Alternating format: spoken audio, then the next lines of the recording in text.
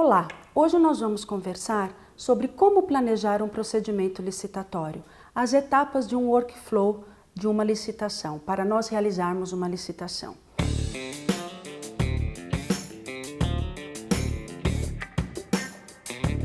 Nós temos estruturados mais ou menos a separação dessa metodologia em 5 fases.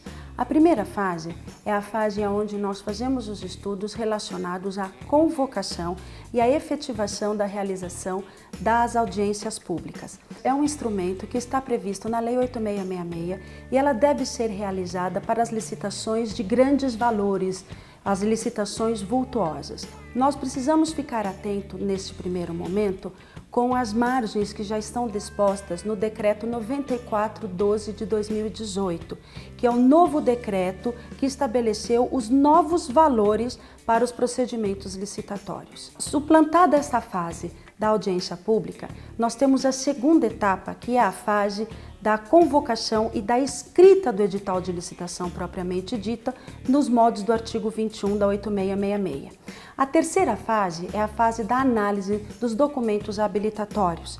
Em seguida a esta fase, nós temos a fase da análise da classificação e julgamento das propostas. E, por fim, a fase da homologação e adjudicação das propostas licitatórias. O que precisa ficar claro aqui é que é o seguinte: o procedimento licitatório ele é dividido em 2 etapas. A primeira etapa, conhecida como fase interna ou fase de confecção editalícia. E a segunda etapa é a fase externa ou fase de disputa licitatória. A fase externa é a fase gestacional. É a fase licitatória na qual a administração pública vai elaborar o procedimento licitatório, construir o edital e todos os seus anexos. E quando eu falo edital, eu estou falando edital em sentido amplo, ou seja, o edital propriamente dito de licitação e, além do edital, todos os seus anexos, inclusive a minuta do contrato administrativo.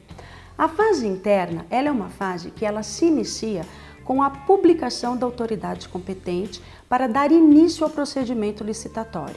Ela tem 2 finalidades: advertir a sociedade civil de que determinado órgão público vai realizar uma disputa licitatória, para que a sociedade civil já se prepare, já se organize na sua documentação e também nos seus objetos, para que possa fornecer a documentação correta e também o objeto correto nos moldes que logo mais será feito ou será publicizado dentro do edital de licitação.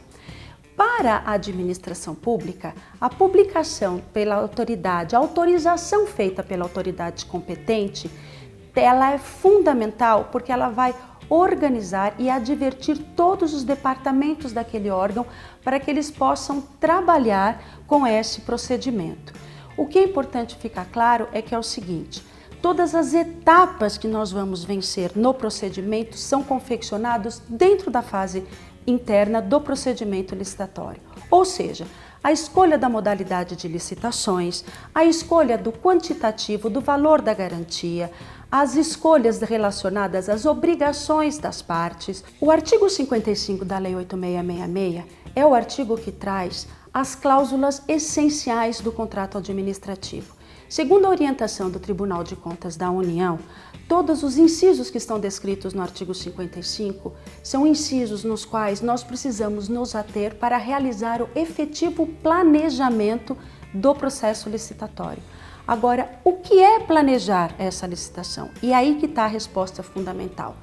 Planejar uma licitação é escolher um objeto, defini-lo da melhor maneira possível e escolher a melhor solução para que possa trazer uma contratação bastante eficiente e de alta qualidade para a administração pública. Em linhas gerais, é a responder 5 questões. A primeira, o que eu quero contratar? A segunda, para que eu quero contratar? Como eu quero contratar? Quando eu quero contratar e quanto, qual é o quantitativo que eu preciso contratar? Essas perguntas, minimamente bem respondidas, é o que vai estruturar essencialmente a confecção de um bom edital de licitação e a melhor forma de alcançarmos um planejamento interno dentro do nosso órgão. Outra coisa que é importante lembrar é a verificação das atividades que foram realizadas anteriormente ao meu edital licitatório. Normalmente nos órgãos públicos nós estamos sempre comprando as mesmas coisas, então é importante nós termos acesso aos processos administrativos anteriores para que nós possamos verificar a quantidade que foi gasta, o valor orçado, se era compatível com o valor do mercado, se de fato ele necessariamente foi aditado ou não, para que nós possamos ter parâmetros dentro dessas estruturas para planejar uma fiel execução do contrato administrativo. Uma outra coisa bastante importante é escolhermos a modalidade licitatória. Eu costumo dizer que isso é fundamental. Por quê? Porque quando se planeja uma licitação, a gente não escolhe a modalidade de licitação equivocada.